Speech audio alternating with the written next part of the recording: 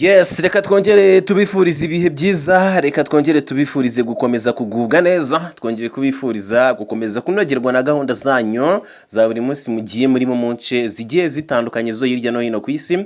Reka twizere ko mumeze neza, reka twizere ko Nyagasani akomeje kubagenda imbere, hanyuma tunabonereho tubahe ikaze irambuye cyane ku makuru akomeye cyane tugiye kuba twabagezaho. Murabizi ko gahunda aba ari amakuru ku gihe, mugiye kunyemera n'ubundi twibanire ku kibuga cy'imirwano, aho tugiye kurebera hamwe uko situation ihagaze mu burasirazuba bwa Repubulika ya Demokarasi ya Kongo, aho dukomeje kwibanda cyane muri no minsi, aho tuba dukomeje gukurikirana akantu uku kandi. Mugiye kunyemera rero twinjirane ku kibuga cy'imirwano, cyane cyane agace gakomeje kugenda kagarukwaho na agace ka Mikenge, aho benshi bakomeje gushidikanya ati ese ino Mikenge yaba yabaye tombe cyangwa se wapi. Byose rero nibyo tubazaniye, ndagira ngo rero tugende dusobanukirwa akantu ku kandi, ndetse ni intambara iri kubera mu burasirazuba bwa Repubulika ya Demokarasi ya Kongo, aho bamwe bakomeje kugenda bavuga ngo iyi ntambara yabaye nk'ubucuruzi, ngo iyi ntambara yabaye business. Ibi ndabivugira iki? Reka duse nk'ababyinjiramo ano makuru yacu, ndetse turaza kuba ariho tuyahera, aho inkuru igira iti intambara iri kubera mu burasirazuba bwa Repubulika ya Demokarasi ya Kongo ngo yabaye nk'ubucuruzi ku bantu bamwe na bamwe. Hano ariko bagarukaga ku ba ofisiye bamwe na bamwe ba FARDC, ngo kubera ko ngo hari hashize hafi amezi atandatu igisirikare cya Repubulika ya Demokarasi ya Kongo FARDC ngo kiri ku ntera y'ibirometero bishyika kuri 2 gusa uvuye mu mujyi wa Minembwe. Bivuze ngo bari hafi cyane y'iyi centre ya Minembwe, cyangwa se uyu mujyi wa Minembwe. Ni ukuvuga ko ibice byose bikikije Minembwe nka Karingi, Bidegu, Kakenge, Mikenge n'ahandi byari mu maboko ya FARDC, uretse ko bino bice ukuyemo Mikenge n'ubundi biracyari mu maboko ya FARDC. Hanyuma nanone bakavuga ngo umudugudu wa nyuma mbere yo kugera mu mujyi wa Minembwe witwa Irundu, muri uwo mudugudu ngo hari umusozi witwa Kitavi, ngo ni kuri uwo musozi rero aho ihuriro rya M23 AFC twirwaneho Red Tabara ngo rifite ibirindiro. Hanyuma ngo uwo musozi kandi uriho ibiti byinshi, aho kugira ngo rero ngo ingabo zirwanira cyangwa se ingabo zirwanira mu kirere za FARDC ziwutere ibisasu, ngo ibyo ntibyigeze bikorwa.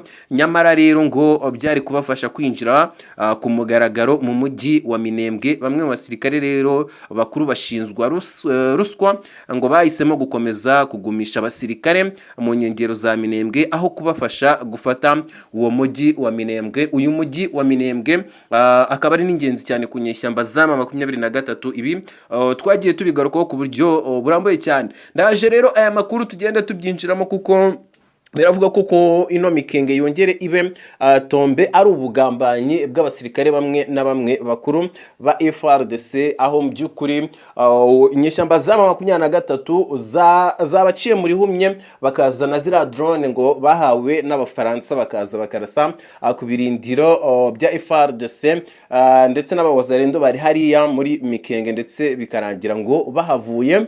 Nyamara ngo FARDC nayo yari ifite ayo madrone, ariko ntiyajya gutera aho ngaho Mikenge, kandi ngo bari hafi cyane na Minembwe, ngo ndetse banga no gutera aho ngaho Iminembwe. Reka nze tugenda tubyinjiramo ku buryo burambuye cyane, hanyuma mu yandi makuru tuza kurebera hamwe. Ihuriro rya M23 biravuga ko ngo ryahinduye abayobozi, ndetse ngo rikavuga ko ngo riri gushyira imbaraga mu kongera gutunganya imiyoborere y'uturere n'imijyi ngo rigenzura mu burasirazuba bwa Repubulika ya Demokarasi ya Kongo, aho kuri uyu wa kabiri byatangaje urutonde rushya rw'abayobozi bashyizwe mu myanya itandukanye mu mujyi wa Bukavu no mu bice byinshi by'intara ya Kivu y'Amajyepfo. Reka nze nabyo tubigarukeho ku buryo burambuye cyane. Ese izi nyeshyamba za 23 zaba zongeye kwiyubaka? Reka nze byose tugende tubigarukaho ku buryo burambuye cyane, hanyuma njye uri kuri mikro ni 6berry official nk'ibisanzwe. Hanyuma aya makuru yacu aragira ati Minembwe kuki imirwano imara hafi amezi 6 itarafatwa? Kubera iki ngo uyu mujyi umara amezi hafi 6 utarafatwa?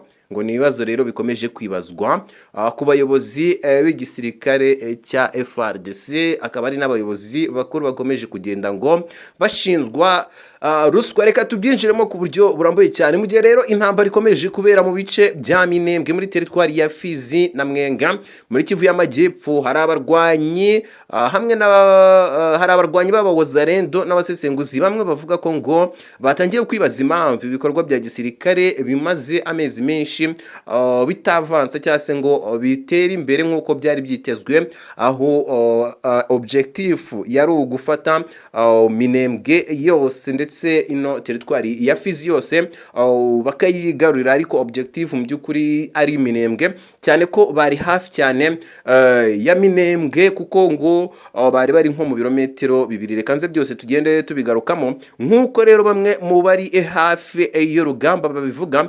ngo hashize amezi 6 ingabo za FARDC n'abafatanyabikorwa bazo bageze mu nkengero za Minembwe, aho bavuga ko ngo basigaye bari ku ntera nto cyane uvuye mu mujyi rwagati. Muri icyo gihe ngo imidugudu myinshi ikikije Minembwe yari yamajije kwigarurirwa hafi 90%. hanyuma ngo aho niho rero havugwa amazina y'imidugudu nka za Karingi, Bidegu, Kakenge na Mikenge, aho bamwe bavuga ko ibyo bice byose byari byamajije gufatwa ndetse bimaze igihe biri mu maboko y'igisirikare cya leta ya Kongo FARDC. Amakuru rero aturuka ku bakurikiranira hafi ibikorwa byo muri kariya karere agaragaza ko umudugudu wa Irundu ufatwa nk'ahantu h'ingenzi cyane mbere yo kugera muri Minembwe rwagati. Muri uwo mudugudu kandi hari umusozi ngo wa Kitavi uvugaho kuba ufite agaciro ka gisirikare kubera uko uteye nuko ushobora gufasha kugenzura ibikorwa byo mu bice bikikije Minembwe. Akaba ari naho rero ngo hari ihuriro ry'izi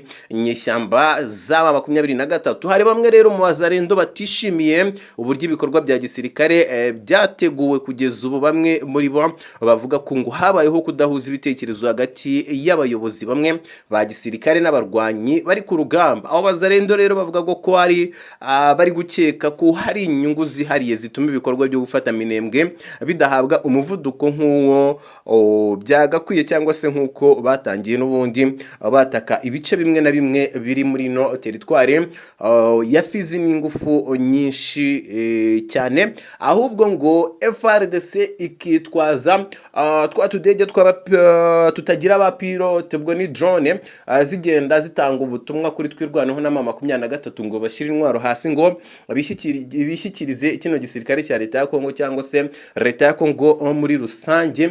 Ariko ngo niba barase ngo kubera iki bakoresha izo drone kujya gutanga ubutumwa, kujya gutakazayo izo mapuro zitanga ubutumwa bwo kumanika amaboko, ngo kubera iki batabarasaho ngo babambure ino Minembwe ikomeje kugenda igarukaho cyane, ari nayo bari kurwanira muri no minsi nyuma ya Rubaya. Murabizi ko objective yari ukwirukana zino nyeshyamba z'aba 23 mu Minembwe, ariko ngo igisirikare cya leta ya Kongo FARDC ntikigeze kibikozwa mu gihe bari hafi y'iyi centre ya Minembwe. Reka twinjire rero ku kibuga cy'imirwano turebere hamwe mu by'ukuri uko ino operation yo gufata Mikenge kwizi nyeshyamba za 23 yagenze. Amakuru rero twakiriye ni byabaye ku wa mbere, ubwo n'ejo tariki ya 8 Kamena uyu mwaka wa 2026. na amakuru yaturutse muri teritwari ya Mwenga mu ntara y'Kivu y'Amajyepfo, ndetse avuga ko ako gace ka Mikenge kongeye gufatwa n'ingabo za 23 twirwaneho ngo kubufatanye n'ubundi nizo nyeshyamba za 23. Ibi rero ngo byabaye nyuma y'imirwano ikomeye yamaze amasaha menshi hagati y'izo ngabo n'ihuriro ry'ingabo za leta Kongo FARDC rifatanyije n'abarwanyi b'abawazarendo, aho wazarendo rero ishinza FARDC kuyitererana ku gikorwa cy'urugamba. Ari ukuvuga ngo rero nk'uko aya makuru abivuga, mbere y'uko Mikenge ifatwa ngo habanje kugabwa ibitero bikomeye bya drones, aho izi nyeshyamba za 23 ngo zaciye muri humye FARDC n'abawazarendo, ndetse ngo zikazana izi drone z'abafaransa ndetse ngo n'ibisasu ku birindiro bya FARDC. Abashyigikiye rero uruhande rwa leta ya Kongo baravuga ko ngo ibyo bitero byagize uruhare rukomeye mu guca intege ingabo zari zirinze Mikenge, bituma 23 nabo bafatanyije bashobora kwinjira muri aka gace nyuma mirwano ikaze. Hanyuma Mikenge ngo na gace buri gafite akamaro gakomeye cyane muri gahunda za gisirikare muri Kivu y'Amajyepfo, gaherereye mu misozi ihuza Minembwe, Bijombo, Itombwe na Mwenga. Bikaba rero bituma ngo ugafashe ashobora kugenzura inzira nyinshi zikoreshwa mu gutwara abasirikare, ibikoresho bya gisirikare n'ibindi bikoresho by'ingenzi. Abasesenguzi bamwe bavuga ko rero gufata Mikenge bishobora guhama 23 amahirwe yo koroshya imiyoboro y'ibikoresho hagati ya Bijombo n'utundi duce tw'ingenzi two muri Kivu y'Amajyepfo, mu gihe bazashobora rero ngo kuhagumana no gukomeza kuhakomeza ibirindiro byabo, bishobora gutuma bagira ubushobozi bwo kugenda bongera igitutu ku bice bya Mwenga, Kasika ndetse no mu nkengero za Bukavu. Ikindi rero kibandwaho cyane n'ahitwa Point Zero, agace gafatwa nk'urufunguzo rw'inzira zigana mu majyepfo ya Kivu y'Amajyepfo. Hari impungenge ko kukagenzura kugenzura Mikenge bishobora gutuma habaho uburyo bwo gushyira igitutu kuri Point Zero ngo bikazafungura amahirwe yo gukomeza ibikorwa bya gisirikare byerekeza muri Fizi na Baraka. Utu duce dufite akamaro kanini kubera ko duhuza inzira ziganisha ku kiyaga cya Tanganyika no ku mipaka y'utundi turere two mu gihugu. Ku ruhande rwa FARDC nawe wafatanyije, ifatwa rya Mikenge ryafashwe nk'igihombo gikomeye. Ingabo za leta rero ngo zari zagaragaje cyangwa se zari zagerageje kugarura ibice byinshi byari byarafashwe n'inyeshyamba muri aka karere. Kuba Mikenge rero yongeye kugwa mu maboko y'izi nyeshyamba za 23 ngo bishobora gusubiza inyuma zimwe muri gahunda za gisirikare zari zimajije kugerwaho. Mu gihe rero amakuru akomeje kugera hanze, amaso y'abaturage n'abakurikiranira ibibera mu burasirazuba bwa Repubulika ya Demokarasi ya Kongo ahanzwe cyane kuri Mikenge, Minembwe, Bijombo na Mwenga, kuko ariho ngo hashobora kugenwa icyerekezo cy'imirwano mu minsi iri imbere. Niba 23 n'abafatanyije bazashimangira ibirindiro byabo muri Mikenge, ngo bishobora guhindura rero ishusho y'urugamba muri Kivu y'Amajyepfo.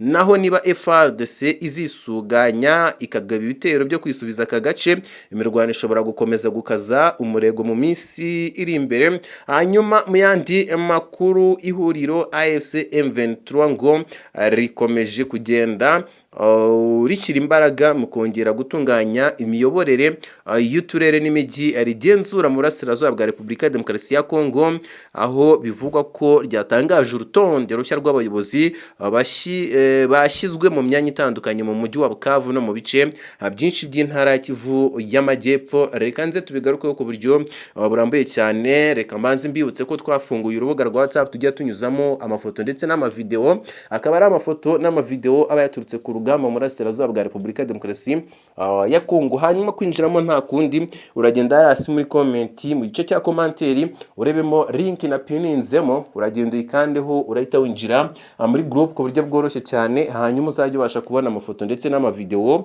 ubashe kubona ukuri kuzuye kuba bigenda bivugwa ndetse binatangazwa, ubashe kubona ukuri kuzuye ko biba byabaye. Si amafoto n'amavideo dusharingamo gusa, kuko dusharingamo n'ibitekerezo bigiye bitandukanye, kuko ni group ngari, ni group irimo abakongomani, ni group irimo abarundi, ni group irimo abanyarwanda, ni group irimo abagande, ni group irimo n'abandi benshi bagiye baturutse mu bihugu bigiye bitandukanye.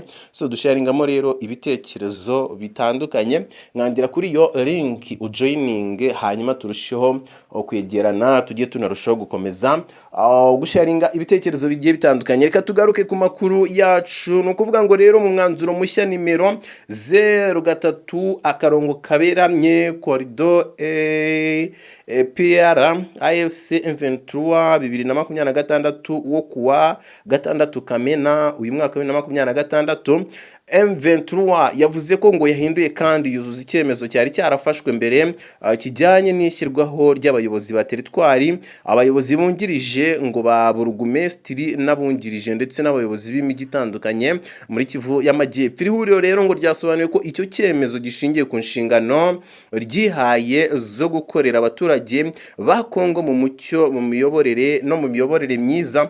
Ryavuze ko rikora ibi mu mucyo, imiyoborere myiza no kwegera ubuyobozi abaturage, ndetse rinavuga ko hari ubwihutirwe n'akamaro ko gutegura imiyoborere y'uturere mu bice byabohowe. Ni ukuvuga ngo izi mpinduka ngo rero ngo zikomeye ngo zagaragaye mu mujyi wa Bukavu, umwe mu mijyi ikomeye yo muri Kivu y'Amajyepfo. Cyarangirirwa mu Murondari Nicolas yagizwe meya mushya wa Bukavu asimbura abayobozi bari basanzwe muri uwo mwanya, ngo azaba yungirijwe na Nyota Luanja Celine wagizwe meya wungirije. Hanyuma mu rwego rwo gukomeza gutunganya ubuyobozi bw'amakomine agize uyu mujyi, AFC M23 yanashyizeho abayobozi bashya muri Bagira, Ibanda na Kadutu. Hanyuma muri komine y'Abagira, Shaka Moza yagizwe burugumesitiri, mu gihe Bahaya Leo yagizwe burugumesitiri wungirije. Hanyuma ngo muri komine ya Ibanda, Mweza Prisika yagizwe burugumesitiri yungirijwe na Mutunwa Mbulanga. Hanyuma muri komine ya Kadutu, Ruremesha Theo yagizwe burugumesitiri, naho Chikulu Barakaziga Pascaline agirwa burugumesitiri wungirije. Uretse umujyi wa Bukavu, iri huriro ngo ryanakoze impinduka mu buyobozi bwa teritwari zitandukanye zigize Kivu y'Amajyepfo, nko muri teritwari ya Ijwi, Ntambuka Pascal yagizwe umuyobozi wa teritwari yungirizwa na Mwimbirisa Burikokorene. Hanyuma muri Kabare, Eri Rubabura Espoir yagizwe umuyobozi wa teritwari, mu gihe Kasindi Kingombe Benjamin yagizwe umuyobozi wungirije. Muri Karehe rero, Buseyi Jean Bosco yagizwe umuyobozi wa teritwari yungirijwe na Muhamuka Mweza Amza.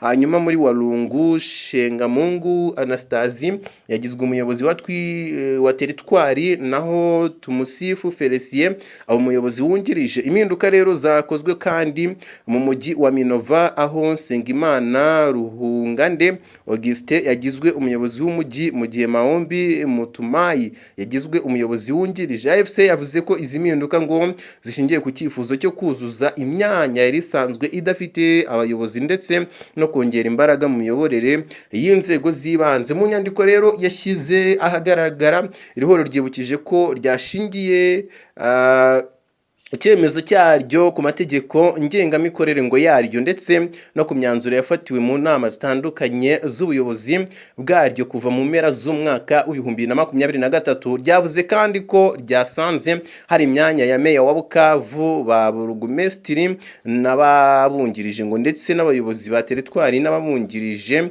yari irimo icyuho, bityo hakaba hari impamvu yo gushyiraho ubuyobozi bushya. Aya mavugurura ngo y'imikorere aje mu gihe 2023 rero ngo ishaka gushimangira ndetse ngo ishaka no kubaka inzego z'ubuyobozi zikora neza mu bice igenzura, mu gihe ku rundi ruhande ubutegetsi bwa Kinshasa bukomeje kwamagana ibikorwa by'iri huriro no kuvuga ko ari inzego zitemewe n'amategeko ya leta ya Kongo. Abasesenguzi baravuga ko gushyiraho abayobozi bashya mu mujyi wa Bukavu, muri Minova ndetse no muri teritwari zikomeye zirimo Kabare, Karehe, Walungu na Ijwi ngo bishobora kugira uruhare mu gushimangira uburyo AFC ngo ikomeje kubaka imiyoborere yayo mu bice igenzura. Ibibaye kandi nyuma y'amezi menshi hagaragara ibikorwa byo gutunganya ubuyobozi, umutekano n'imikorere y'inzego z'ibanze mu duce dutandukanye two mu burasirazuba bwa Repubulika ya Demokarasi ya Kongo, aho AFC M23 ivuga ko intego yayo ari ugushyiraho ubuyobozi bukorera ngo abaturage kandi bubegereye.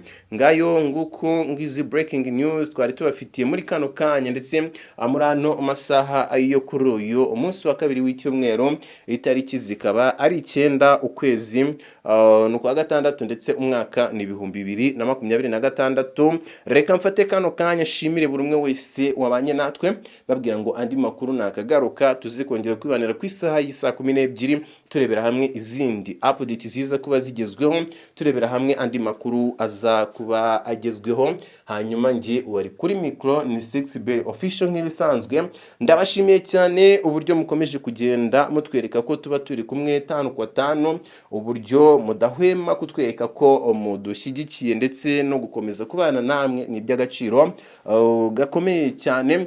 Reka mbashimire rero mbabwire ngo mukomeze kugira ibihe byiza, ariko nongera kukwibutsa ko rwose niba ari ubwa mbere ugeze hano, niba ari ubwa mbere udusuye kuri uru rubuga cyangwa se kuri no channel, mwandira kuri subscribe, uraba uduteye inkunga ikomeye cyane. Ngayo nguko rero mukomeze kugira ibihe byiza, mukomeze kunogerwa na gahunda zanyu, turabakunda cyane.